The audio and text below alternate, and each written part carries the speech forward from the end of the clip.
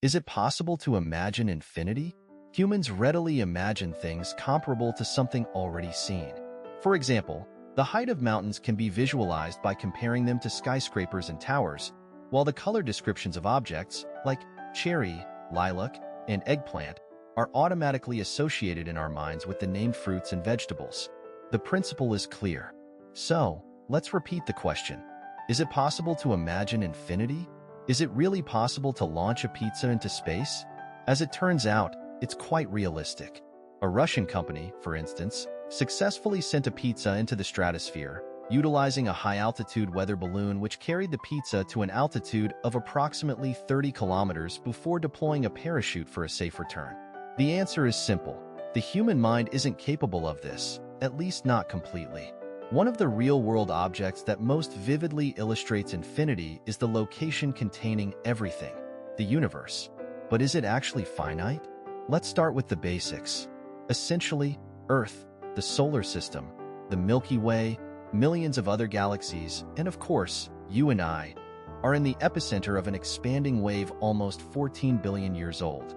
According to observations of electromagnetic radiation emitted by distant and nearby galaxies, astronomers have long been convinced that visible objects are steadily moving away from each other, regardless of the observer's location in the universe. The effect is the same everywhere. The network of stars will diverge from it in different directions, like a crack on a shattered windshield.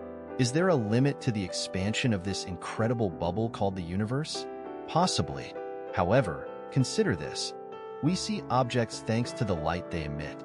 That is, terrestrial astronomers can only observe those stars and galaxies whose rays have reached us. Now, think about this. If the universe were finite and not too large, we would see not only the light directed directly towards us, but also the rays that, having circled the universe, returned. In other words, we would observe duplicated images of the same objects. Incidentally, the technologies used in relation to the expanding universe often mislead humanity.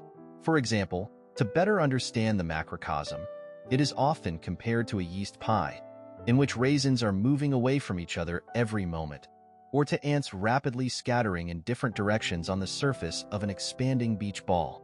These images lead to subconscious associations that the universe is a huge sphere without a clearly defined edge, but nevertheless, its space has a certain volume and, ultimately, is finite. The only positive aspect of such analogies is the understanding of a simple truth.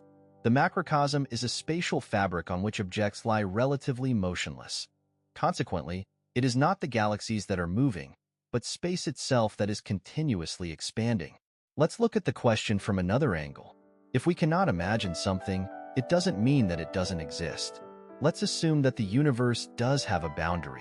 What is beyond it? Emptiness? A neighboring universe? It must be admitted that these questions will likely torment the minds of great thinkers and ordinary citizens for a very long time, possibly forever. Incidentally, similar thoughts occurred to ancient sages. For example, Titus Lucretius Carus, in his famous work on the nature of things, spoke unequivocally about the infinity of the universe, considering it a self-evident fact requiring no proof. What does astronomy say about this question from the perspective of modern science? The finiteness of the universe depends on the critical density of matter distribution. This parameter stands at 1/100,000th of the mass of a proton per cubic centimeter of matter. If the density exceeds the critical threshold, then, based on the postulates of the theory of relativity, one can conclude that the universe is finite. This indicator demonstrates the closure of space within itself. Otherwise, when the average density of matter is less than critical, we speak of the infinity of the macrocosm. Theory is fine, but what are the real observations?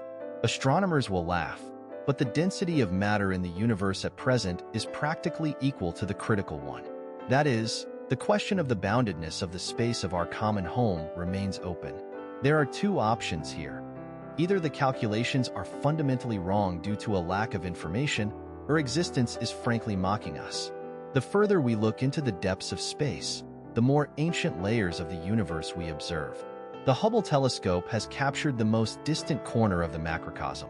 After analyzing the image, scientists found that the galaxies in this ancient region are very young.